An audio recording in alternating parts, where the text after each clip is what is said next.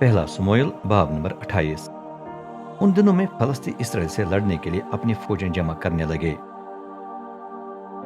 अकीस ने दाऊद से भी बात की, तवक्का है कि आप अपने फौजियों समेत मेरे साथ मिलकर जंग के लिए निकलेंगे। दाऊद ने जवाब दिया, जरूर। अब आप खुद देखेंगे कि आपका खादिम क्या करने के काबिल है। अकीस बोला, ठीक है, पूरी जंग के दौरान आप मेरे मुहाफिज होंगे। साउल जादूगरनी की तरफ रुजू करता है। उस वक्त समूएल इंतकाल कर चुका था और पूरे इसराइल ने उसका मातम करके उसे उसके आबाई शहर रामा में दफनाया था।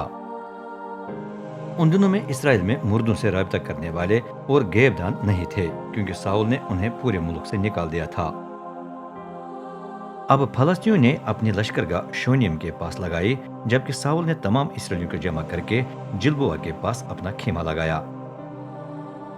फलस्तियों की बड़ी फौज देखकर वो सख्त दहशत खाने लगा।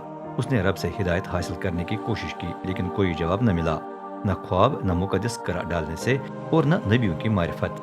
तब साउल ने अपने मुलाजिमों को हुक्म दिया, मेरे लिए मुर्दों से राब्ता करने वाली ढूंढो, ताकि मैं जाकर उससे मालूमात हासिल कर लूं।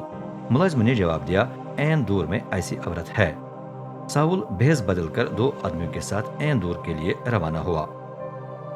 रात के वक्त वो जादूगरनी के पास पहुंच गया और बोला, मुर्दों से राब्ता करके उस रूह को पाताल से बुला दें जिसका नाम मैं आपको बताता हूँ। जादूगरनी ने एतराज किया, क्या आप मुझे मरवाना चाहते हैं? आपको पता है कि साउल ने तमाम गैबदानों और मुर्दों से राब्ता करने वालों को मुल्क में से मिटा दिया है। आप मुझे क्यों फंसाना चाहते हैं?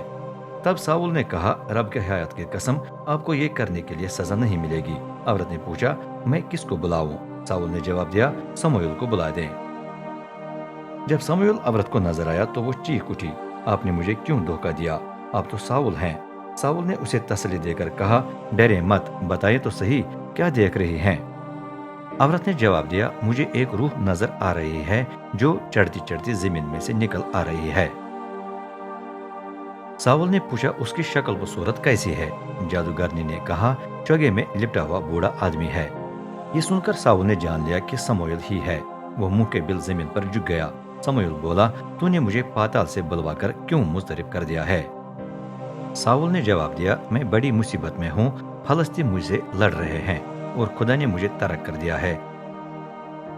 न वो नबियों की मारिफत मुझे हिदायत देता है, न ख्वाब के जरिए। इसलिए मैंने आपको बुलवाया है ताकि आप मुझे बताएं कि मैं क्या करूं। लेकिन समूएल ने कहा, रब खुद ही तुझे छोड़कर तेरा दुश्मन बन गया है, तो फिर मुझसे दरियाफ्त करने का क्या फायदा है? रब इस वक्त तेरे साथ वो कुछ कर रहा है जिसकी पेशगोई उसने मेरी मारिफत की थी। उसने तेरे हाथ से बादशाही छीनकर किसी और यानी दाऊद को दे दी है। जब रब ने तुझे इमाली के ऊपर उसका सख्त गजब नाजिल करने का हुक्म दिया था तो तूने उसकी न सुनी। अब तुझे इसकी सजा भुगतनी पड़ेगी। रब तुझे इसराइल समेत फलस्तीन के हवाले कर देगा। कल ही तू और तेरे बेटे यहाँ मेरे पास पहुंचेंगे। रब तेरी पूरी फौज भी फलस्तीन के कब्जे में कर देगा। ये सुनकर साउल सख्त घबरा गया और वो गिरकर जमीन पर दराज हो गया। जिस्म की पूरी ताकत खत्म हो गई थी, क्योंकि उसने पिछले पूरे दिन और रात रोजा रखा था।